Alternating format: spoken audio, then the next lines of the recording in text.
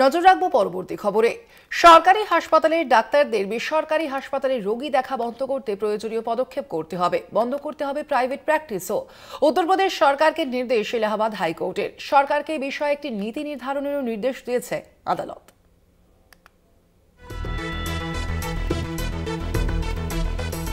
সরকারি হাসপাতালের ডাক্তার বেসরকারি হাসপাতালে রোগী দেখছেন, এমনটাই অভিযোগ উঠেছিল প্রয়াগরাজের মতিলাল নেহেরু মেডিকেল কলেজের এক চিকিৎসকের বিরুদ্ধে। সেই মামলার শুনানি চলছিল এলাহাবাদ হাইকোর্টে। ওই চিকিৎসকের বিরুদ্ধে এক রোগীর পরিবার অভিযোগ তোলে, বেসরকারি প্রতিষ্ঠানে এক রোগীর ভুল চিকিৎসা করেছেন অভিযুক্ত চিকিৎসক।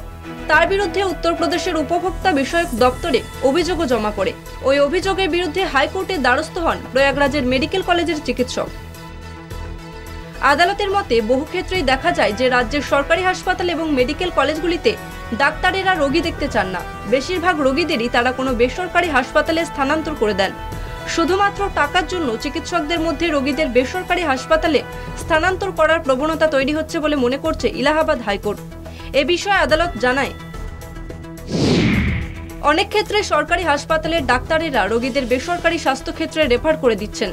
এটি একটি ভয়াবহ প্রবণতা, মত বিচারপতি রোহিত রঞ্জন আগরওয়ালের। কিন্তু সরকারি হাসপাতালে কর্মরত অবস্থায় কিভাবে ওই চিকিৎসক বেসরকারি প্রতিষ্ঠানে রোগী দেখার অনুমতি পান, প্রশ্ন তুলছে আদালত। শুনানি শেষে আদালতের নির্দেশ, সরকারি হাসপাতালে চিকিৎসকদের বেসরকারি প্রতিষ্ঠানে রোগী দেখা বন্ধ করতে সরকারকে একটি নীতি প্রণয়ন করতে হবে। উত্তরপ্রদেশ সরকারকে এ বিষয়ে অনুসন্ধান করতে হবে। আগামী 10ই ফেব্রুয়ারি এই মামলার পরবর্তী শুনানি। সরকারি হাসপাতালের ডাক্তারদের বেসরকারি প্রতিষ্ঠানে রোগী দেখার ক্ষেত্রে প্রত্যেক রাজ্যের আলাদা আলাদা নীতি রয়েছে। পশ্চিমবঙ্গের ক্ষেত্রে নির্দিষ্ট বেশ কিছু শর্ত সাপেক্ষে স্বাস্থ্য ভবন থেকে প্রয়োজনীয় অনুমতি নিয়ে সরকারি হাসপাতালের চিকিৎসকেরা বাইরে রোগী দেখতে পারেন। কলকাতা টিভি।